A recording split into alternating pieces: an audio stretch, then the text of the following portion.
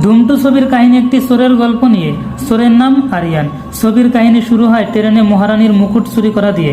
চুরি করা জিনিসের জায়গায় সে তার নামের প্রথম অক্ষর এ চিহ্ন হিসেবে রেখে যায়। এদিকে ইন্ডিয়ান পুলিশ তাকে ধরার জন্য প্রস্তুতি নিচ্ছে। ইন্ডিয়ান পুলিশ জেনে ফেলে যে পরের চুরি করবে মুম্বাইতে, কারণ আরিয়ান যে ওয়ার্ল্ডে এ চিহ্ন বানাতে চায় তার লাইন মুম্বাইয়ের উপর দিয়ে যাবে।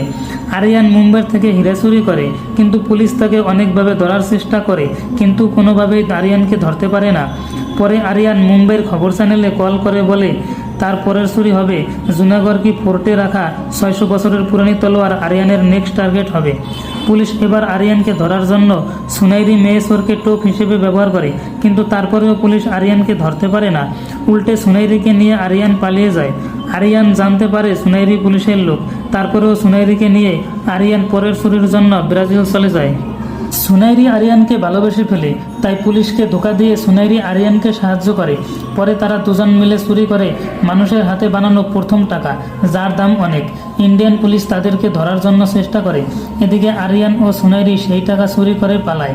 পরে পলানোর সময় সুনাইরি ও আরিয়ান আলাদা হয়ে যায়। পুলিশ ও দুই ভাগ হয়ে দুজনকে খুঁজতে যায়। আরিয়ানকে পুলিশ ধরে ফেলে, সুনাইরিকেও ধরে আরিয়ানের কাছে নিয়ে যায়। পরে সুনাইরির সামনে আরিয়ানকে মেরে ফেলার চেষ্টা করে, বাট ফাঁকে সুনাইরি আরিয়ানকে বাঁচানোর জন্য নকল গুলি করে, যেগুলি সুনাইরির কাছে আগে থেকেই আরিয়ান রেখে দেয়। আরিয়ান পাহাড় থেকে পড়ে যায়। পুলিশ ভেবেছে মারা গেছে, তাই সুনাইরিকেও ছেড়ে দেয়। পরে আরিয়ান ও সুনাইরি একটি হোটেল দিয়ে সেটা নিয়ে থাকে। পরে পুলিশ খোঁজ নিয়ে জানতে পারে আরিয়ান মরেনি। পরে তার কাছে যায়।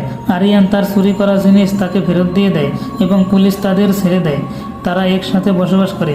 ছবি এখানেই শেষ।